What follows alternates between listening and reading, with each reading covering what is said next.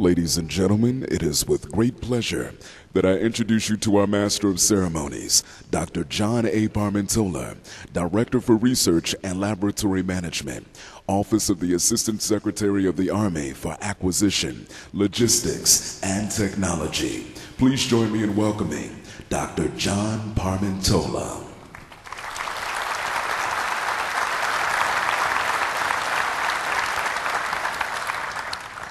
Thank you, Marcellus. Good morning.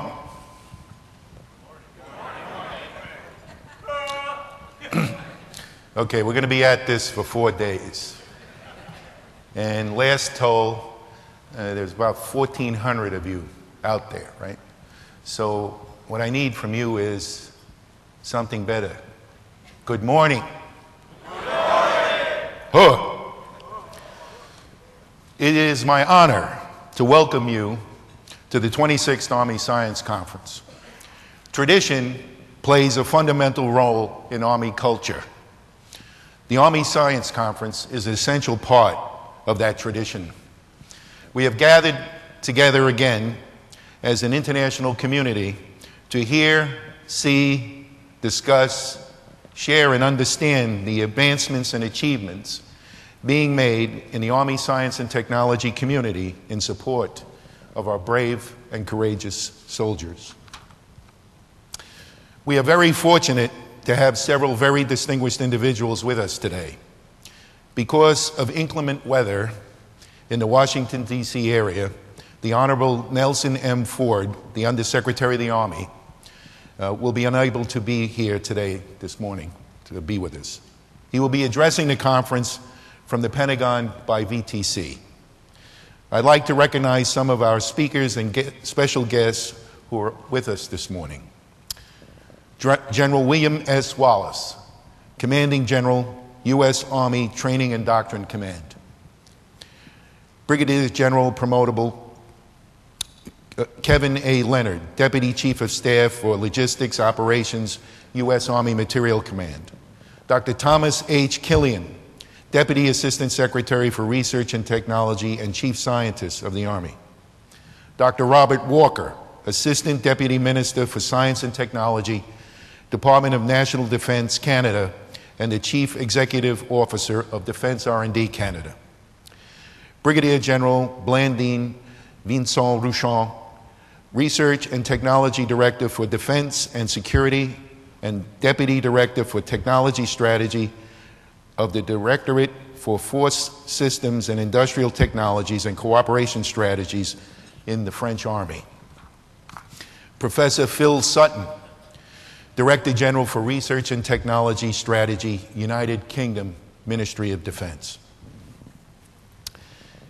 As always, the soldier is the centerpiece of our Army and our transformation efforts. The last 7 years of persistent global conflict against a cunning and adaptive enemies has taught us an important lesson. Our soldiers must have a wide range of capabilities supported by a broad spectrum of technologies. It is our enduring belief that through such capabilities, they will continue to adapt quickly and effectively against any adversary on any battlefield at any time. The science and technology trends that are clearly visible today require that transformation of the Army must not merely continue. In the coming years, it must accelerate.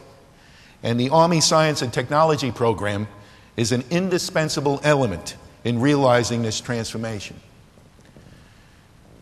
In a speech at the National Defense University recently, Secretary of Defense Robert M. Gates said, "The categories of warfare are blurring and do not fit into neat, tidy boxes.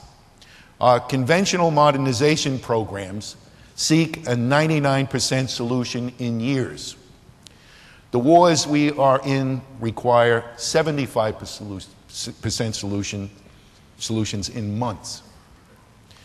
In testimony before the House Armed Services Committee, Secretary Gates also said, "As changes in this century's threat environment create strategic challenges in irregular warfare, in weapons of mass destruction, and in disruptive technologies, this budget request places greater emphasis on basic research, which in recent years has not kept pace with the other parts of the budget.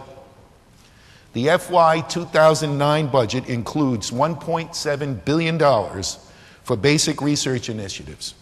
In total, I have directed an increase of about $1 billion over the next 5 years for fundamental, peer-reviewed basic research, which is a 2% increase in real annual growth.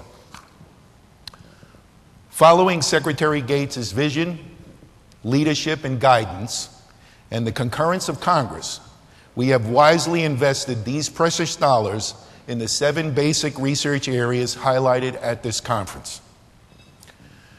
We in the scientific community have also learned an important lesson in the last decade, that leveraging scientific discoveries and knowledge through multidisciplinary approaches can bring about extraordinary new capabilities. However, we cannot forget that much of this type of research owes its existence to focused efforts undertaken by single investigators.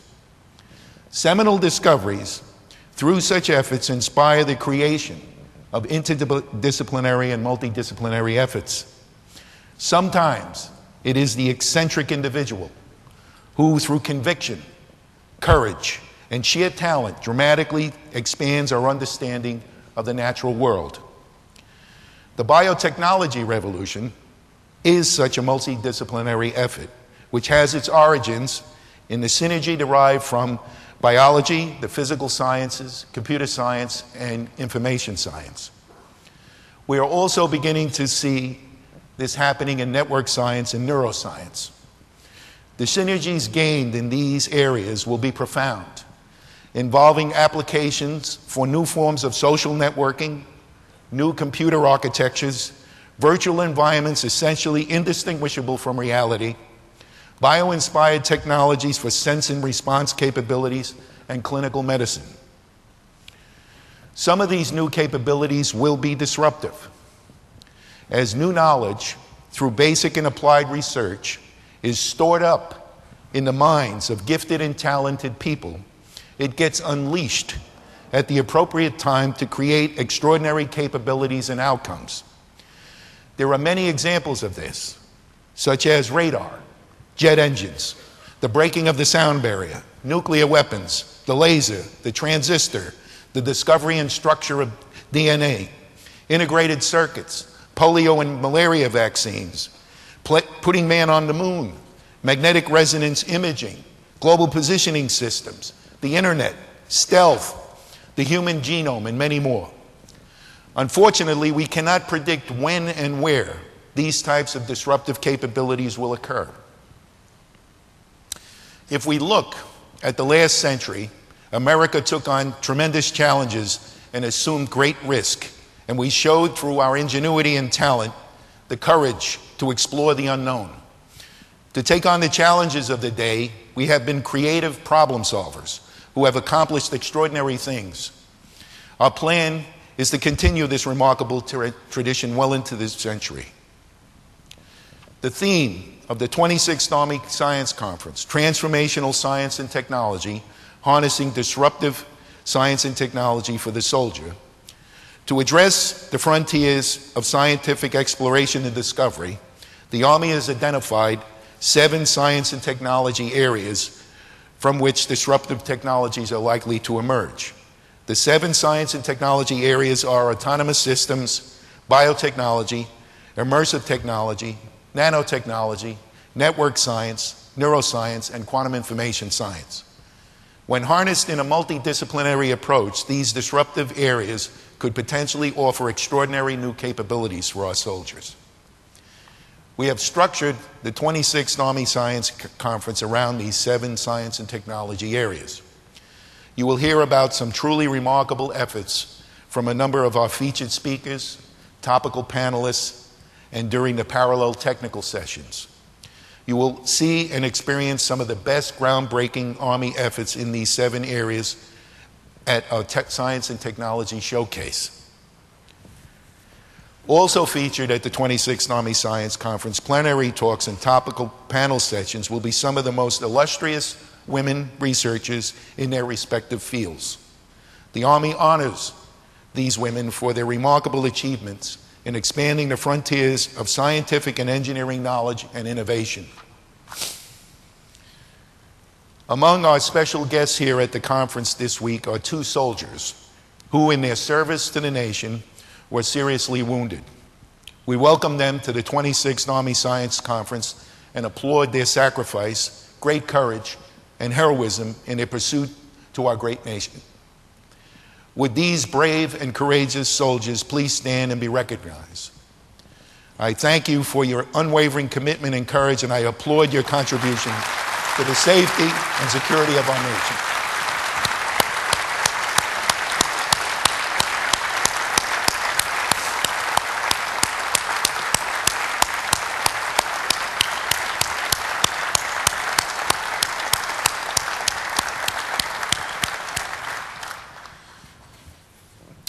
One of our country's outstanding public servants, John Gardner, who transformed this nation through ideas and action that improved the lives of millions of Americans, defined excellence in the following way.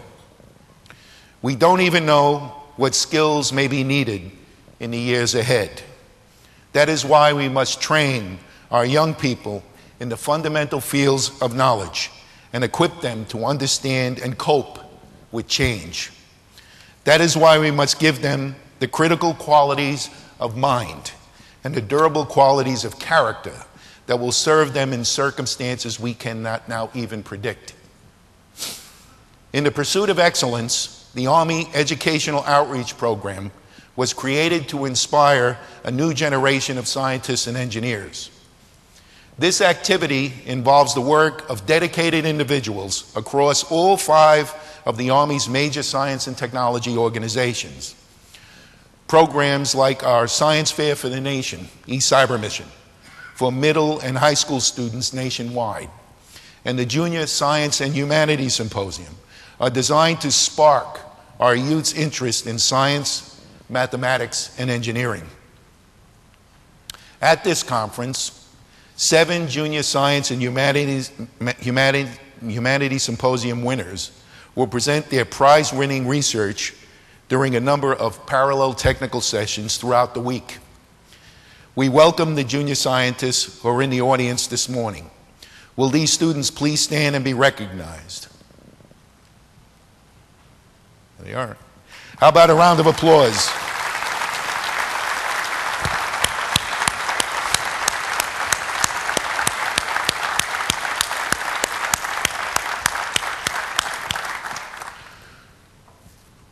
We will also have over 140 students from the Orlando Public Schools who are participating in this year in the Army's eCyber Mission Science, Mathematics, and Technology competition, and will be visiting the conference on Tuesday.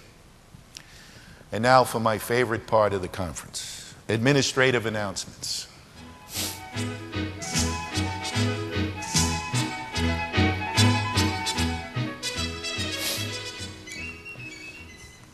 If you are having problems here at the conference, we have staffers wearing badges with light blue ribbons to help you.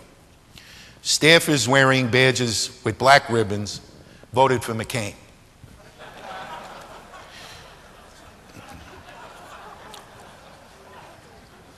Speaking of the election, some of you may not be aware of a number of state propositions that directly impact our science and technology community. You should keep these in mind. There are significant implications for our work in the coming years, like California Proposition 86, passed by a wide majority. It will allow no adult in the state of California to look or feel over the age of 30. As some of us know from personal experience, the war on hair loss is far from over. Although the Army Research Institute for the Behavioral and Social Sciences advises that there is little concern that adult Californians might ever behave like grown-ups. California Proposition 77, much overlooked. This is the special California exemption that allows polygamy in cases of multiple past life channeling. The so-called Shirley MacLaine proposition. This one's got the human factors community scratching their heads. A lot of basic research work to be done here. And finally, the big one, Alaska Proposition 99, which repeals the laws of physics.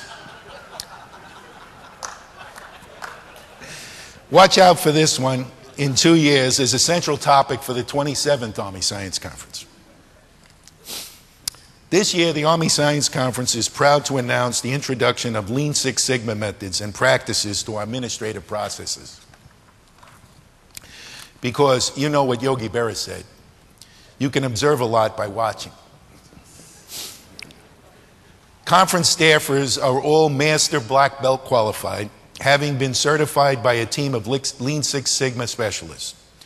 These dedicated blue ribbon staffers are both in this room and at the registration desk just outside the doors at the back of this room. They will ensure that there is no waste and no unevenness. We are particularly proud of the feedback form, which was developed through the voice of the customer. Is it up there? Yeah, it is. As no actual customers were available for this analysis, we interviewed a group of Latvian tourists at Epcot. Really nice people, incredibly helpful. Remember that you must at all times wear your conference badge. Guard this badge with your life, for without it, there is no entry to any conference area, room, or exhibit hall. Now, I know what you're thinking. And the answer is no, you do not have to wear the badge while bathing. But we do expect you to wear it while you're asleep. Random room checks will be performed to verify compliance. At our projected Six Sigma defect rate of 3.4 per million, we anticipate our first compliance lapse in the year 3106. So keep your head in the game, please. We've got 550 error-free Army IANS conference to get through. At the conclusion of each plenary talk, conference staffers will be in the aisles with microphones for questions for the audience. We will limit 3 questions from the floor to each speaker. Conference members who feel they need a 4th question should contact their congressional representatives to begin the earmark process. Exhibits are in the Science and Technology Showcase located on this level in the Coquina Exhibit Hall, which is directly behind where I'm standing. To get there, take the hallway that runs alongside the right side of this room, your right, my left, along that side, and follow the signs that direct you to the Science and Technology Showcase. In the hallways outside the Palazzo and Mediterranean rooms and leading up to the Coquina hallway, you have the opportunity to view 250 posters covering the best in Army science and technology endeavors of scientists and engineers from across the globe. The posters will be staffed by their respective authors during the welcome reception this evening and before and after the parallel technical sessions on Tuesday, Wednesday, and Thursday. After a rigorous process of simulation and modeling, our study concluded that the best indicator for emergency egress doors is to label them exit. To access the restrooms, exit any of the doors at the back of the room. Restrooms are located to the right and to the left of this door. Remember, Lean Six Sigma. We're tracking usage on those paper products. This year, for the first time, we will have DREN wireless connectivity in the exhibit area.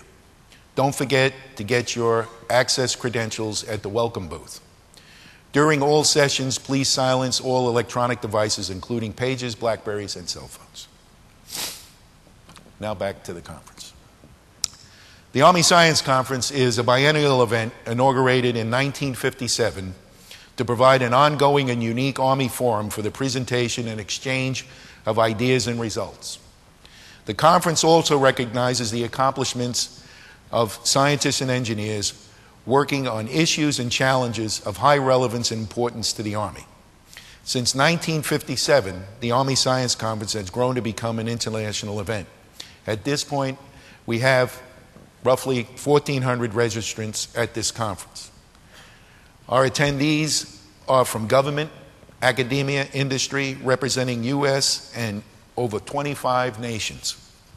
There has been significant progress in reaching out to the broader science and technology community, as well as scientists and engineers worldwide concerned with developing militarily relevant innovations for our soldiers. The Army Science and Technology Program is proud of its accomplishments in support of our brave and courageous soldiers through technological innovations developed by many gifted scientists and engineers. The accelerated development of these solutions onto the current battlefields in Afghanistan and Iraq has been truly remarkable. At various locations within the Science and Technology Showcase, you will find focus areas devoted to the 7 science and technology areas that I mentioned earlier. These displays represent work being conducted or supported by the Army Research Institute for Behavioral and Social Sciences, the Engineering, Research and Development Center, the Medical Research and Materiel Command, Space and Missile Defense Command, and the Research, Development and Engineering Command. As you move through the displays in the Science and Technology Showcase, you will see a sampling of the innovative work being done by Army scientists and engineers and their counterparts. During the conference, you will hear presentations by key leaders from Army, industry, and academia from both the United States and abroad that address a broad range of transformational initiatives in support of our soldiers' needs. The 26th Army Science Conference recognizes the outstanding accomplishments of world-class scientists and engineers from all over the world, making oral presentations this year at the various parallel technical sessions. Authors of the most outstanding papers, selected from 845 submissions, will receive special recognition and awards at the closing banquet on Thursday evening. We will also present the International Collaboration Award during the banquet, which was first initiated at the 25th Army Science Conference.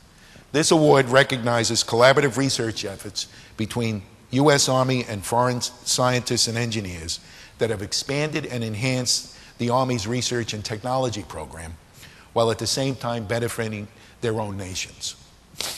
In addition to the awards presentation during the banquet, you will also experience a multimedia presentation that will explain what we now know about our extraordinary place in the universe by the husband and wife team of Dr. Joel Premack and Nancy Ellen Abrams. Their work is built upon prior research efforts dating back to the beginning of modern science over 500 years ago that address some of the most profound questions of the universe. On behalf of the United States Army, it is my privilege and honor to present to you the host of the 26th Army Science Conference, the Principal Deputy Assistant Secretary of the Army for Acquisition, Logistics, and Technology, Mr. Dean G. Pops. Mr. Pops will make his welcome remarks to this conference in a video presentation.